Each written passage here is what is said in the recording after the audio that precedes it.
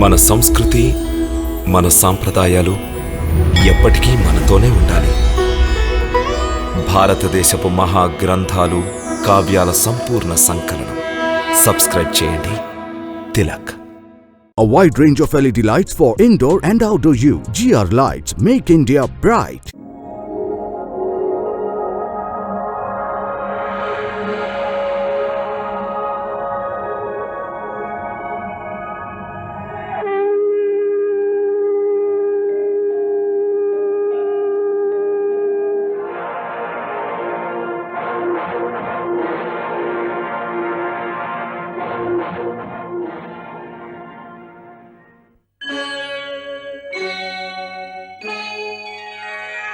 Krishna,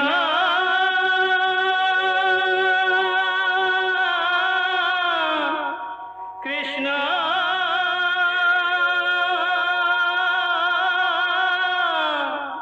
Hare Krishna,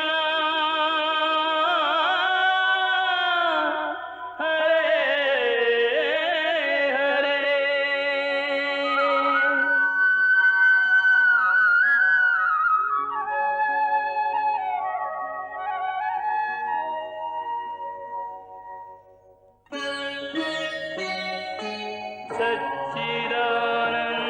सच्चिदानन्दरूपाय विश्वोत्पत्त्यादिहेतवे तापत्रयविनाशाय श्रीकृष्णाय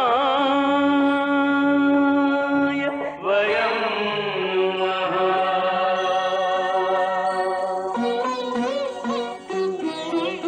श्रीकृष्ण गोविन्द हरे मुरारे, हे नाथ नारायण वासुदेव. हरे कृष्ण राधे राधे कृष्ण कृष्ण कृष्ण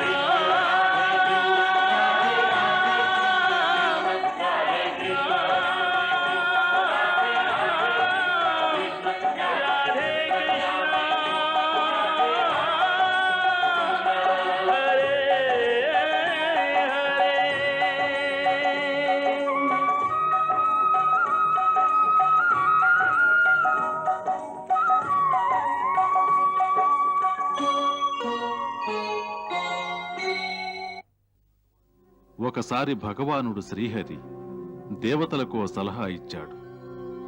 వారు సముద్ర మథనం ద్వారా సముద్ర గర్భం నుంచి అమృతాన్ని పొందగలిగితే దానిని సేవించటం వలన అమరులు కావచ్చునని. కాని సముద్ర మథనం దేవతలు మాత్రమే చేయలేరు. అందుకని దేవరాజు ఇంద్రుని అసురరాజు బలిచెంతకు వెళ్లి వారి సహాయాన్ని అర్థించమన్నాడు.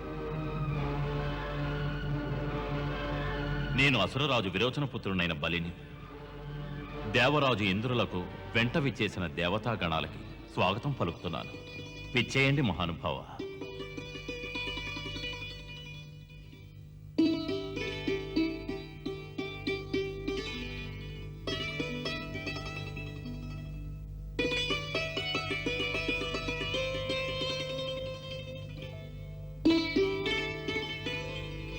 ఇప్పుడు చెప్పండి దేవరాజా, తమరు ఏ ప్రయోజనాన్ని ఆశించి మా చెంతకు ఏతించారో తెలుసుకోవచ్చా? వీరాధివీరులైన మహారాజా బలి, మన పృథ్వీపైనున్న ఈ సంపదలే కాక సముద్ర గర్భాన కూడా అమూల్యమైన సంపదలున్నాయి. వాటిలో మణిమాణిక్యాలు, అమూల్యమైన రత్నాలు నిక్షిప్తమై ఉన్నాయి. దుర్లభమైన ఔషధులు కూడా ఉన్నాయి. ఇలా ఎంతో విలువైన ఖనిజ సంపద, అపారమైన నిధి నిక్షేపాలు సముద్ర గర్భాన దాగి ఉన్నాయి. ఈ నిధిని సాధించడం అన్నది ఒంటరిగా మాకు సాధ్యం కాదు, మీకు కాదు. కనుక మన శక్తులను సమైక్యపరిస్తే ఈ అసంభవ కార్యం సంభవం అవుతుంది. ఇప్పుడు మేము వచ్చినది మీ అసుల సహకారంతో సముద్ర మదనం చేసి అందులోని అమూల్య సంపదలను వెలుపలకు తీయాలని. చక్కని మాట అన్నారు. ఇది మాకు సమ్మతమే. సముద్రం నుంచి లభించేది ఏదైనా కూడా దేవతలు అసురులు ఇరువురు చెరుసకం పంచుకోవాలి. అంగీకారమేనా? ఆచార్య, మాకు అంగీకారమే. మూసేనే ఆరంభమయే సాగర మథనం సాగర మథనం.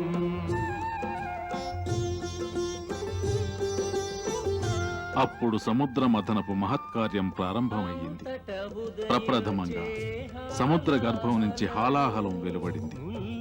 ఆ హాలాహలంలో ఎంతటి అగ్ని ఉందంటే అది వెలువడిన వెనువెంటనే సృష్టి సర్వం జ్వలింపసాగింది. దానిని భరించటం ఇరుపక్షాల వారికి అసాధ్యమయ్యింది. అప్పుడు శివభగవానుడు సృష్టి రక్షణ కోసం ఆ హలాహలాన్ని తన కంఠాన నిలుపుకొన్నాడు. జన కళ్యాణం కోసం ధరించే గళమున హాలాహలము. ఆ కారణంగా ఆయన కంఠం నీలవర్ణం దాల్చింది. జయ నీలకంఠ జయ విషధారి కళ్యాణకారక. జయ నీల కనుకనే శివభగవానుని ఇంకొక నామం నీలకంఠుడు. ఆ ప్రకారంగా సముద్ర గర్భం నుండి విషం వెలువడిన అనంతరం దైవీక సంపదలు వెలువడ్డాయి. కల్పవృక్షము కౌస్తుభమణి వెలసే. ఉచ్చైస్రవము ఐరావతము కామధేనువు ఉదయించినవి. సంద్రము నుండి జనించినది కళ్యాణి శ్రీలక్ష్మీ మాత. ఆ మహాలక్ష్మి హరినే చేరే. జయ శ్రీ హరి శ్రీలక్ష్మీ మాత. చివరగా సాక్షాత్తు భగవానుడు ధన్వంతరి అమృత కలశం చేతబూని ఉద్భవించాడు. కలశం చేత ధరించి అవతరించే ధన్వంతరి.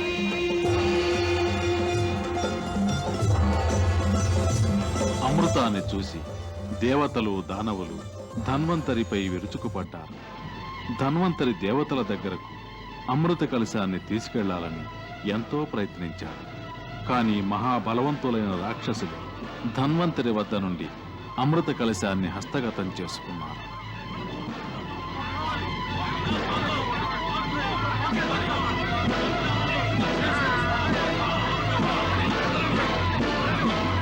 భగవానుడు శ్రీహరికి తెలుసు మహాశక్తివంతులైన దానవులతో పోరాడి దేవతలు అమృతాన్ని వశపరుచుకోలేరని.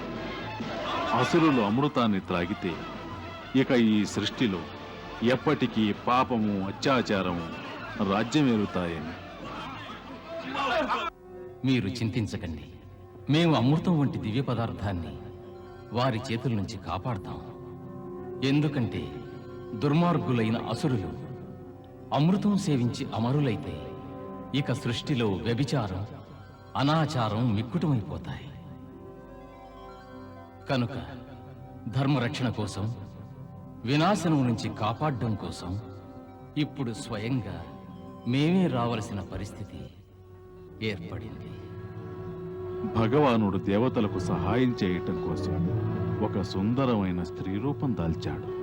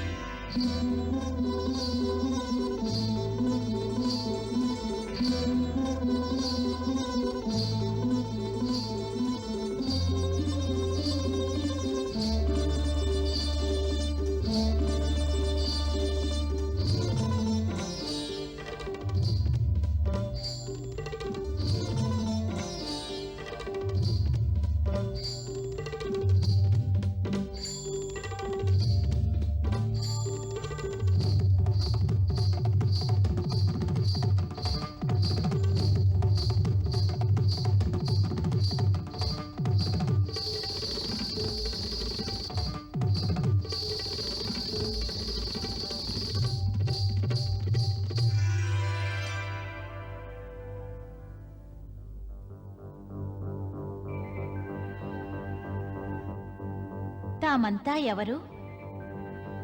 ఈ విధంగా పరస్పరం ఎందుకు కలహించుకుంటున్నారు? మేమందరం సముద్ర మథనం చేసి అమృత భాండాన్ని దక్కించుకున్నాం. అలాగా? అమృతాన్ని సంపాదించటానికి మా ఇరుపక్షాలు శ్రమపడ్డాయి. కానీ ఇప్పుడు ఈ అసురులు మా వంతు అమృతాన్ని కూడా లాక్కున్నారు. ఎవరు శక్తివంతులైతే వారే దక్కించుకుంటారు. మన్నించాలి. శక్తి అన్నది న్యాయమైన త్రాసు కాదు కదా? అయితే మరి శక్తి వల్ల ప్రయోజనం లేదా? లేకే దాన్ని న్యాయరక్షణకు ఉపయోగించాలి. న్యాయానికి కొలబద్ద ధర్మం ద్వారానే సాధ్యం అవుతుంది. తామందరూ ఏ కులస్తులు? తప్పకుండా ఏదో నీచ కులస్తులే అయుంటారు. అందుకే న్యాయధర్మాల విచక్షణ మీకు తెలియడం లేదు. సుందరి, ఇంతకీ నీవెవరు? మోహిని. నిజమే, మదనమోహిని. కాదు, జగన్మోహిని. చక్కగా గ్రహించారు. మీరన్నట్లు నేను జగన్మోహినినే. విశ్వంలోని ప్రతి ఒక్కరిని మోహితులను చేయడమే ఈ మోహిని పని. అందుకే నన్ను మోహిని అని పిలుస్తూ ఉంటారు. స్వేచ్ఛాజీవిని. అన్ని ప్రదేశాలకు వెళ్తూ ఉంటాను. ఎక్కడైనా సత్పురుషుల సభ జరుగుతూ ఉంటే అక్కడ నా నృత్య సంగీతాలతో వారికి వినోదం కలిగిస్తుంటాను, పరవశింపచేస్తుంటాను. ఎందుకంటే మనసును రంజింపచేయడమే జగతిలో అన్నిటికంటే పుణ్యకార్యం. అలా తలచి అంత దూరం నుండి ఈ సమావేశాన్ని చూసి ఇక్కడికొస్తే మీలో నేను చూస్తున్నది కలహం, ద్వేషం, అన్యాయం. అందుకే ఇక్కడ ఉండాలనిపించడం లేదు. వెళ్తాను. మోహిని, ఒకవేళ మేము కలహించుకోవడం, ద్వేషించుకోవడం మానేస్తే నీవిక్కడే ఉండిపోతావా? మా అందరికీ వినోదం కలిగిస్తావా? భలే చతురుడవే. న్యాయాన్యాయాల మాట ఎత్తడం లేదు. మేము అన్యాయం చెయ్యం. మరైతే దీన్ని నిర్ణయించేదెవరు? నీవే. అవును, నీవే. మేము న్యాయాన్యాయాలు, ధర్మాధర్మాలు నిర్ణయించే అధికారం నీకే వదిలిపెడుతున్నాం. ప్రమాణంగా? దీని మీద ప్రమాణం. ఇదే అమృత కలశం. నీ ఇష్టమైన వాళ్ళకి అందించు, ఇష్టం లేని వాళ్ళకి మానే.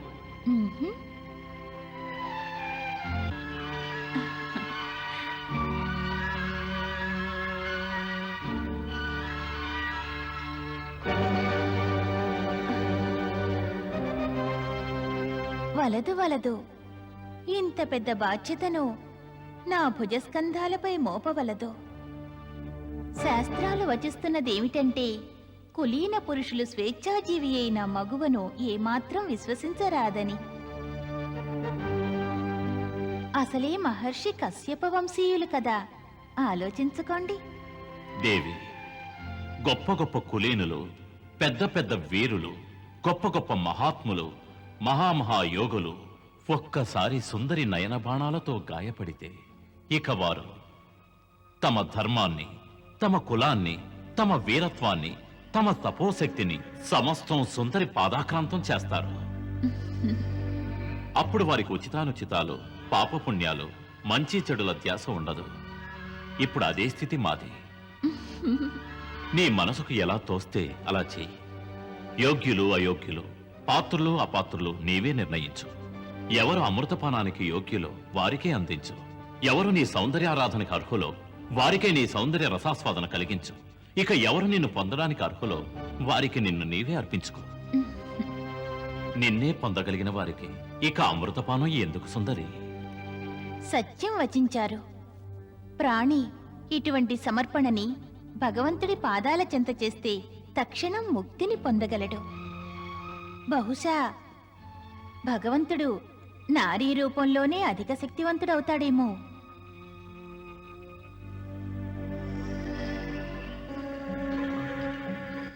అలాగే కానివ్వండి.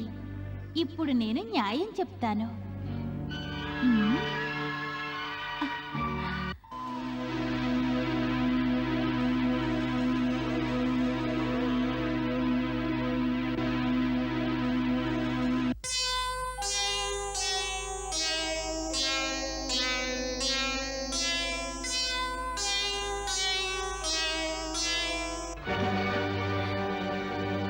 మీరందరూ నాతో పాటు రండి రండి.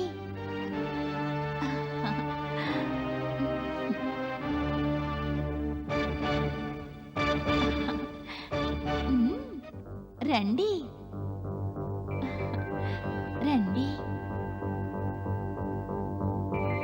రండి. దేవతలు ఇటువైపు, దానవులు ఇటువైపు. ఆసీనులు కండి, ఆసీనులు కండి. దేవతలు ఇటు, దానవులు ఇటు పంక్తులుగా ఏర్పడి కూర్చోండి.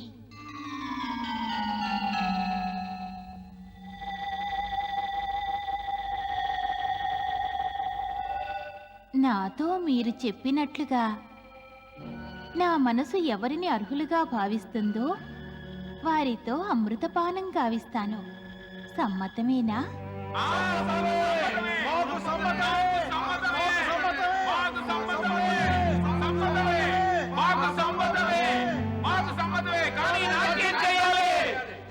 అలాగే.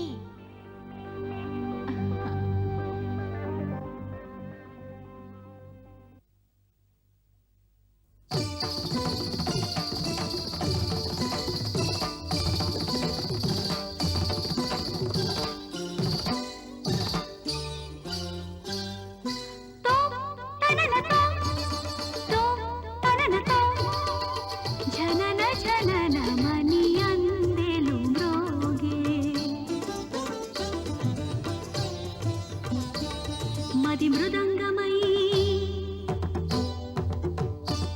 స్వర తరంగమై, మది మృదంగమై స్వర తరంగమై జగములి ఊగేను ఆనంద చరులా. తోం తోం తననతో, తోం తోం తననతో, జనన జనమని అందెలు మ్రోగే.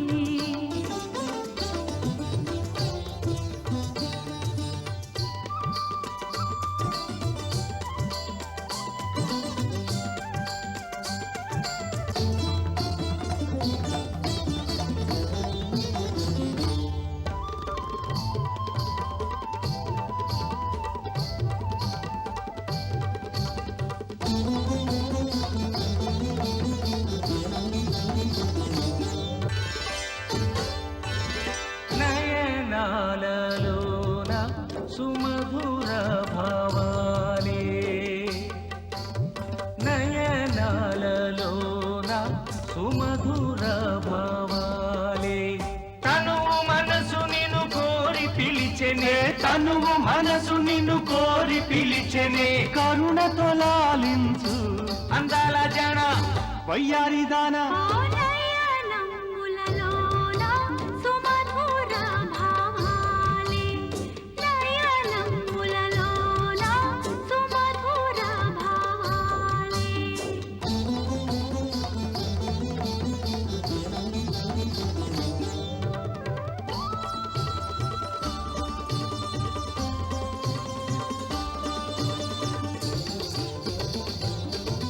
నవమోహిని శుభాంగివి నీవే, చేశావే హృది మోహాల మాయా.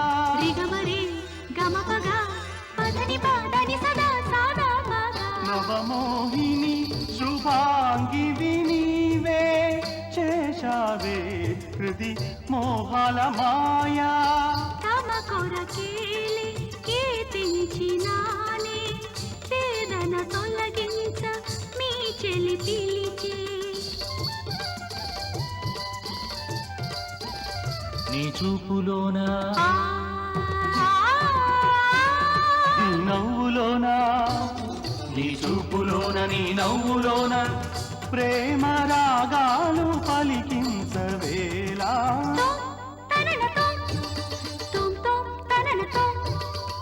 జనన జనన మని అందెలు మ్రోగే, జనన జనన మని అందెలు మ్రోగే.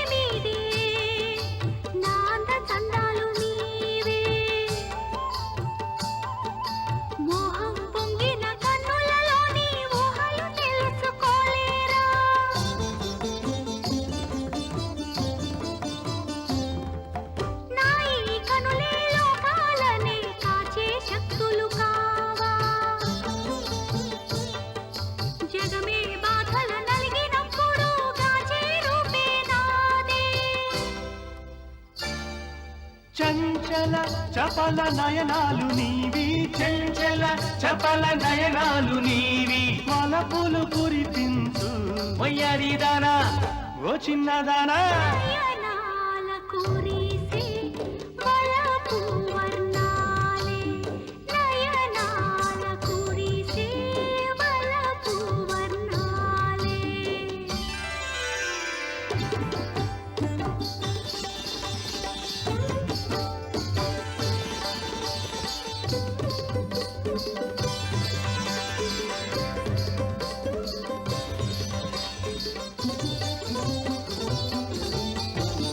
అధరాలొకరికి అమృతమొకరికి ప్రేమ సుధారసమందరికి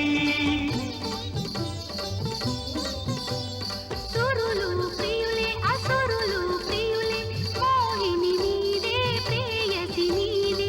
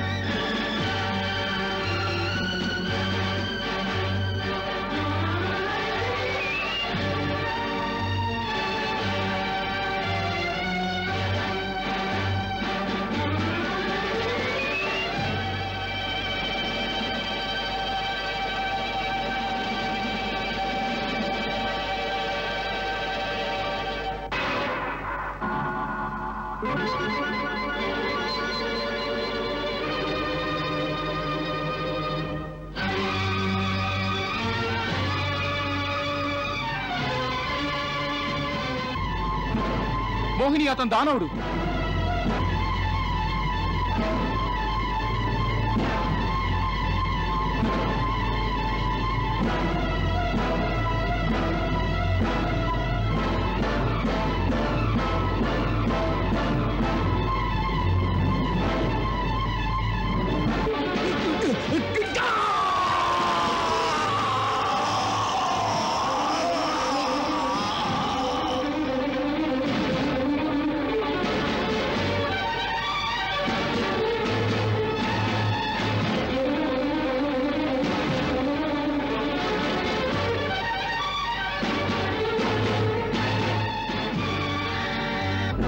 అన్యాయం, మనకు అన్యాయం జరిగింది. ఎదుర్కోండి.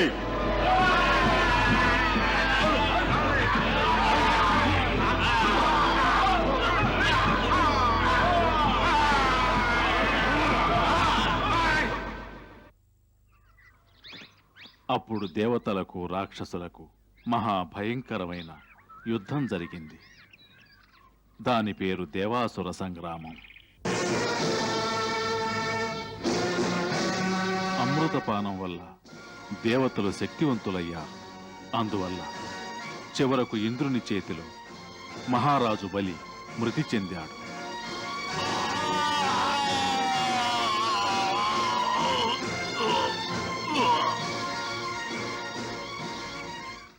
దైత్యుల గురువుకు శుక్రాచార్యుల వారికి సంజీవిని విద్య తెలుసు.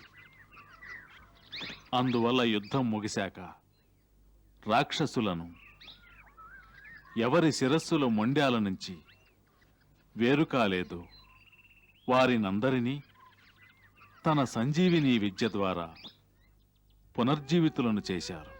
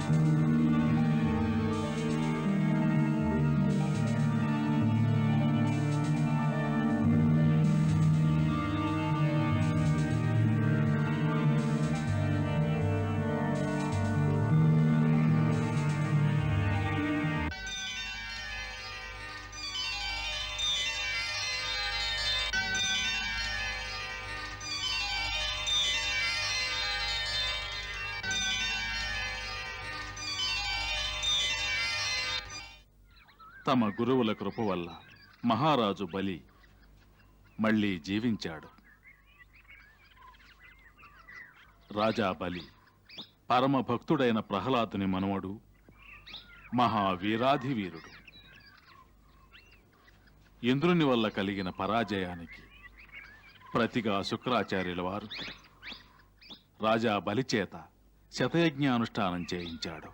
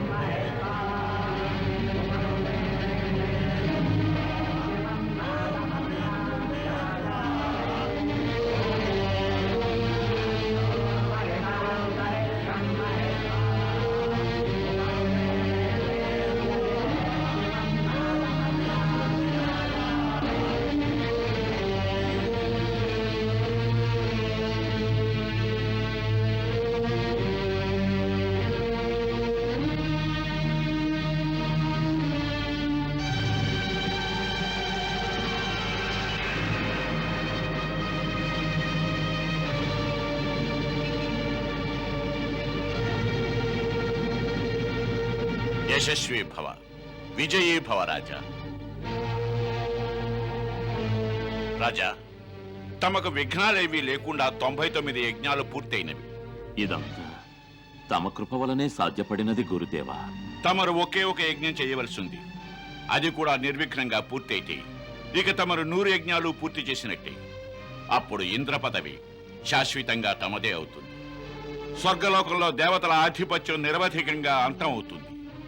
ఇక ముందు త్రిలోకాలను అసురులే ఏకగ్రీవంగా ఏల్తారు కదా గురుదేవా. అవశ్యం. ఈ యజ్ఞం కేవలం నీకే పరీక్ష కాదు, మన అందరి శక్తికి పరీక్షయే. ఇప్పుడు దేవగురు బృహస్పతికి కూడా అర్థమై తీరుతుంది మా జ్ఞానం, విద్యా సంపన్నత. సమస్త దేవతలను శక్తిహీనుడుగా చేసి అసుర జాతికి త్రిలోకాల ఆధిక్యం కలుగజేయగలం అని. ఆ విష్ణువు అమృతపానం సమయాన తమ దేవతల స్వార్థ సిద్ధి కోసం మనకు అన్యాయం చేశాడు. ఇప్పుడు తెలుసుకుంటాడు. అతని మాయలు, మోసాలు అసుర శక్తుల అభివృద్ధిని అడ్డగించలేవని అర్థం చేసుకుంటాడు. మన ఋత్విజులు ఇక 100వ యజ్ఞానికి అనుష్ఠానం శీఘ్రంగా చెయ్యాలి. ఎందుకంటే ఒక అనుమానం, బృహస్పతి తప్పకుండా దీనికి ఏదో ఒక విఘ్నం కలుగజేస్తాడని. దేవా, అతని 100వ యజ్ఞం కనుక పూర్తయితే ఇక అతను త్రిలోకాలకు అధిపతవుతాడు.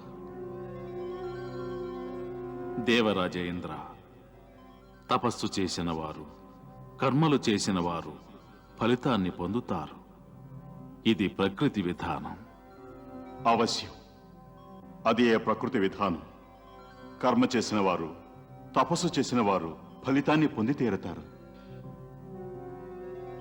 కానీ ప్రకృతి విధానం సృష్టి వినాశానికి కారణమై అధికారం అనర్హుల పాలై ధరణిలో ధర్మాన్ని, సద్గుణాలను దూరం చేసి అత్యాచారాన్ని, అనాచారాన్ని రాజ్యమును స్థాపించాలనుకునేవారు ఉద్భవిస్తే అట్టి సమయాన ప్రకృతి విధానానికన్నా గొప్పదైన దైవ విధానాన్ని ప్రయోగించవలసి వస్తుంది.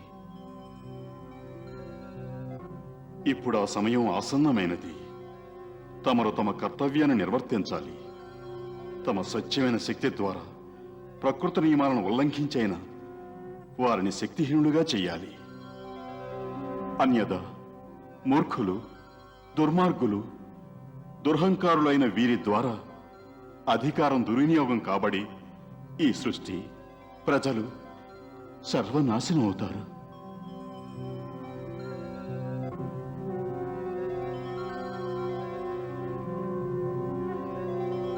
తమరి వాక్కులు సత్యములు. తమరు మనవి చేసిన దాన్ని తప్పక నిర్వర్తిస్తాం.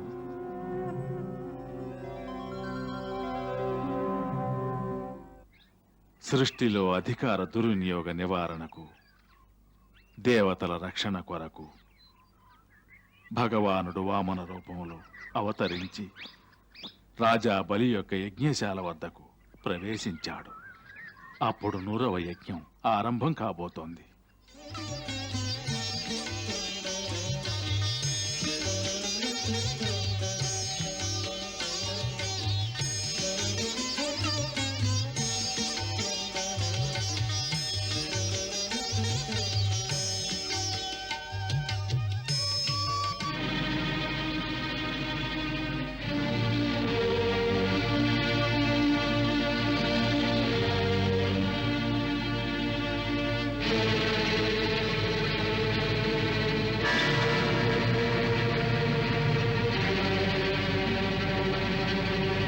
మహారాజులకు జయము జయము. మహారాజా, యజ్ఞశాల ద్వారము చెంత ఒక యాచకుడు వేచియున్నాడు. అతను తమ దర్శనార్థమై వచ్చాడు. మహారాజులు యజ్ఞంలో నిమగ్నమై ఉన్నారు. అతడు ఏం కావాలని అడిగి ఇచ్చి పంపించి వెయ్యి. మహారాజా, అతను కోరినంత భిక్ష వేస్తానని నేను చెప్పాను. కానీ అతను తమరు స్వహస్తాలతో ఇస్తే కానీ స్వీకరించనున్నాడు. స్వీకరించనంటున్నాడా? ఎవరతను? మహారాజా, అతను బ్రాహ్మణ బాలకుడు. బాలకుడా? అతన్ని అడ్డగించడం సమంజసం కాదు. వెళ్ళి గౌరవపూర్వకంగా తీసుకురండి. మేము అతని కోరిక తీరుస్తాం. మహారాజా, యజ్ఞ ప్రారంభానికి లగ్నం సమీపించినది. మహర్షి, మా ద్వారం చెంత ఒక యాచకుడు అసంతృప్తిగా ఉన్నప్పుడు మేము ఈ యజ్ఞాన్ని ఎలా ప్రారంభించగలం? మా రాజ్యంలో ప్రతి ఒక్కరూ సంతృప్తులై ఉండాలి. అప్పుడే మేము ఈ యజ్ఞానికి అర్హులం.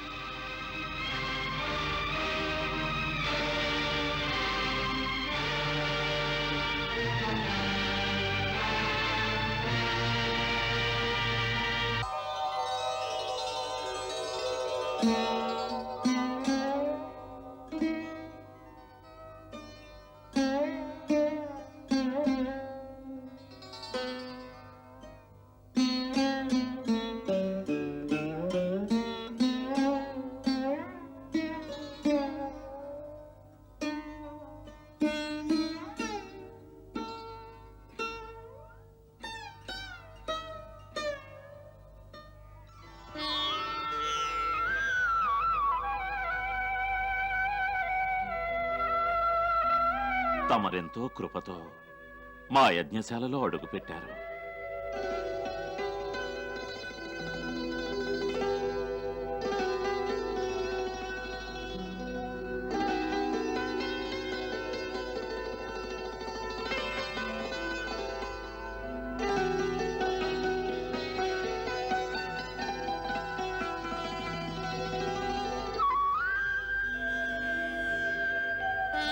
తమరి సున్నితమైన చిన్ని చరణాల యొక్క పాదధూళిచే ఈ నేల పవిత్రమైనది. తమ తేజస్సు చూస్తుంటే ఏమనిపిస్తోందంటే గొప్ప గొప్ప మహర్షుల తపోబలం స్వయంగా మూర్తిభవించి మీ రూపంలో వచ్చినట్టుంది. ఇక తమరు ఆనతివ్వండి. తమకి ఏ విధంగా సేవ చెయ్యాలి? రాజా, మేము తమ సమక్షానికి ఒక కోరికతో వచ్చాం. బ్రహ్మచారి, తమ కోరికేమిటో చెప్పండి. మేము అవశ్యం నెరవేరుస్తాం. పశువులు, బంగారం, మణిమాణిక్యాలు, భవంతులు, సంపదతో నిండి ఉన్న ఊళ్ళు, ఏనుగులు, గుర్రాలు, రథాలు, తమకిష్టమైనది ఏదైనా కోరుకోండి. మేం వాగ్దానం చేస్తున్నాం. తమ కోరిక నెరవేరుస్తాం.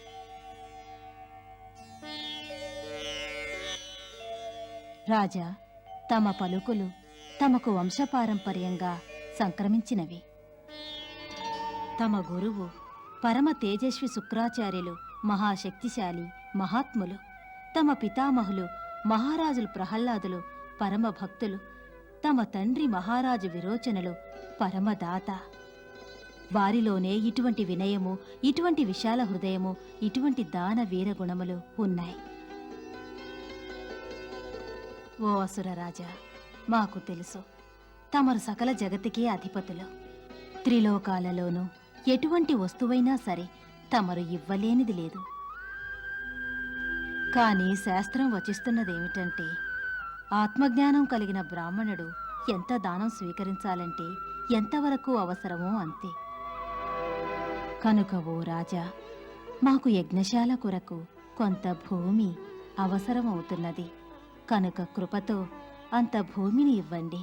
మేము మా పాదాలతో 3 అడుగులు కొలిచినంత సరిపోతుంది. మేము సంతుష్టలమవుతాం. ఏమిటి 3 అడుగులా? అవును. తమ పాదాలతో కొలిచే 3 అడుగుల భూమే? అవును.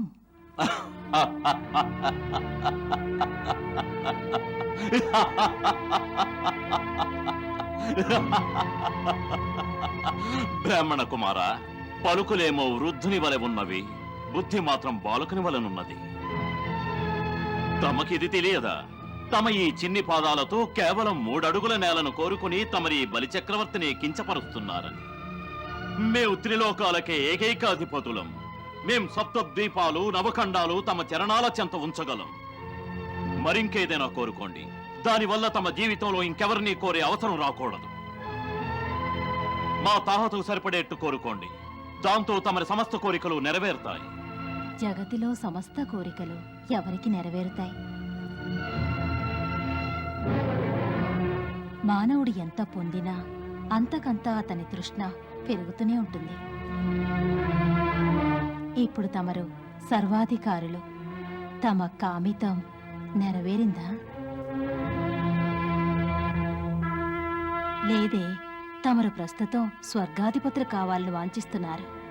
ఇటువంటి మనోవాంఛితాలు ఎంత పెంచుకుంటే అంత పెరుగుతాయి. శాంతి లభించేది కేవలం సంతోషం వల్లనే. ఎవరు ఇంద్రియాలను, కోరికలను అదుపులో ఉంచుకొని సంతుష్టులవుతారో వారే జీవితంలోని ఆనందాన్ని, తృప్తిని పొందగలరు. ఓ రాజా, మేము తమ దానగుణమును ప్రశంసిస్తున్నాము. మాకు కావలసిన 3 అడుగుల నేలనివ్వండి.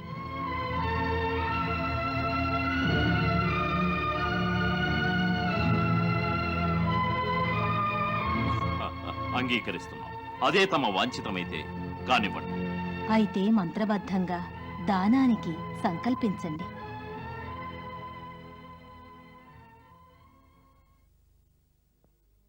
రాజా, తమరు ఏం చేయబోతున్నారు? ఇతనిని తమరు సామాన్య వటువుగా భావించి 3 అడుగుల నేలను దానం చేయబోతున్నారే. అతడు దేవతల కార్యం కోసం అతిథి గర్భాన జన్మించిన సర్వాంతర్యామి విష్ణువే. ఈ 3 అడుగుల భూదానంతో తమ సమస్త ఐశ్వర్యాలు, రాజ్య వైభవం సర్వం స్వీకరించి ఇంద్రునికిచ్చివేస్తాడు. దైత్య జాతికి మహాపరాధం జరుగుతుంది. విను రాజా, ఈ వటు రూపి విరాట పురుషుడు 1 అడుగులో పృథ్విని, 2వ అడుగులో స్వర్గాన్ని కొలిస్తే 3వ అడుగునకు ఎక్కడ స్థానం ఇస్తారు?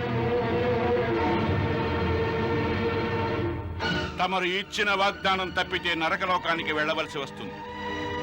అయినా తమకు సంపదలలో 5వ వంతు మాత్రమే దానం చేయడానికి అధికారం ఉన్నది. శాస్త్రాలు ఏం వచిస్తున్నాయంటే జీవితన ధర్మాలను 5 భాగాలుగా విభజించాలి. 1 ధర్మం కోసం, 2వది యశస్సు కోసం, 3వది వ్యాపారంలో ధర్మ పరిరక్షణ కోసం, ఇంకొకటి భోగాల కోసం అయితే చివరిది స్వజనులకు సహాయపడ్డానికి. జ్ఞానులు ఇటువంటి దానాలను అంగీకరించలేదు. దీని తరువాత జీవితం గడపడానికి ఇంకేమీనూ మిగలదు. నేను చెప్పేది ఏమిటంటే తమరు ఈ దానానికి అంగీకరించకండి. తమ ఈ దానం వల్ల మొత్తం ప్రభుత్వం, ప్రజలు సర్వనాశనమైపోతారు. అందుకే తమరు ఇటువంటి పని చేయకండి. లేదంటే ఏ ఫలం పొందడానికైతే మేము ఈ యజ్ఞాలు చేయిస్తున్నామో దాని ఫలమంతా ఇతను సొంతం చేసుకుంటాడు.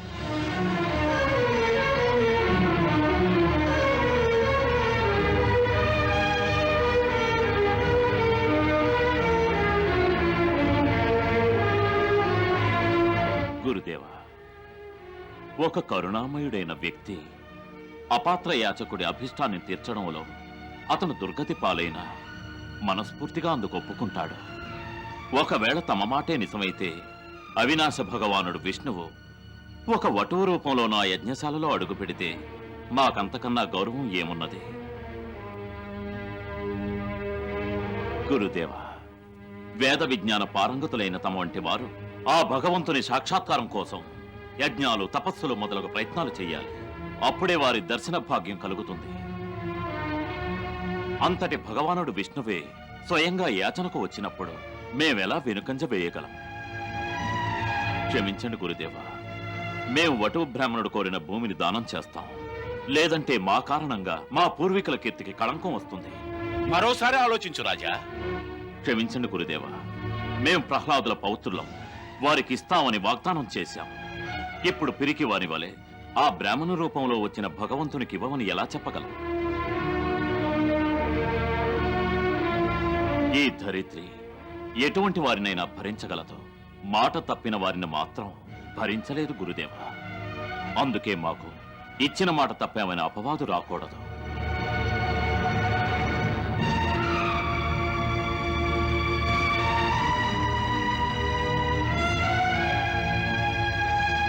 ఓరి మూర్ఖుడా, నీవు అజ్ఞానివి, మహాపండితుడు అనుకుని విర్రవీగుతున్నావు.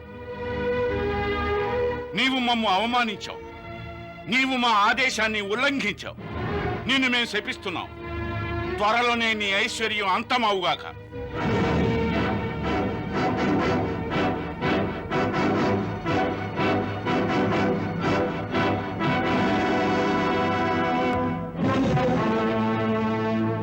గురుదేవా, మేము తమ శాపాన్ని స్వీకరిస్తాం, కానీ ఇచ్చిన వాటిని వెనక్కి తీసుకోలేం. గురుదేవా, ఏ మనిషి భౌతిక శరీరం శాశ్వతంగా సజీవంగా ఉండదు. ఏదో ఒకనాడు మృత్యు అతన్ని వరిస్తుంది. కానీ మనిషి తన యశస్సు ద్వారానే చరిత్రలో చిరస్థాయిగా నిలిచిపోతాడు, మృత్యువును జయించి తీరుతాడు. కనుక మేము మా వాగ్దానాన్ని నెరవేర్చుకుంటాం.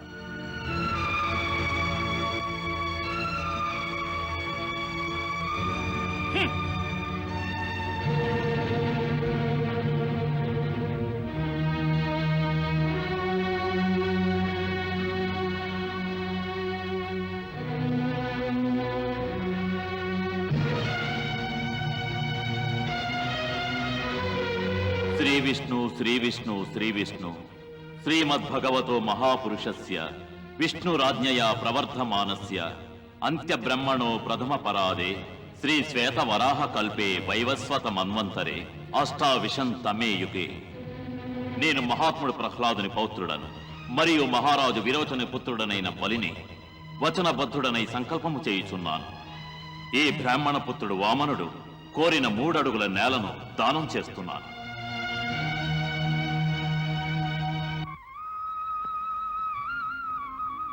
బ్రాహ్మణోత్తమ, తమ పాదాలతో 3 అడుగుల భూమిని కొలిచి స్వీకరించండి.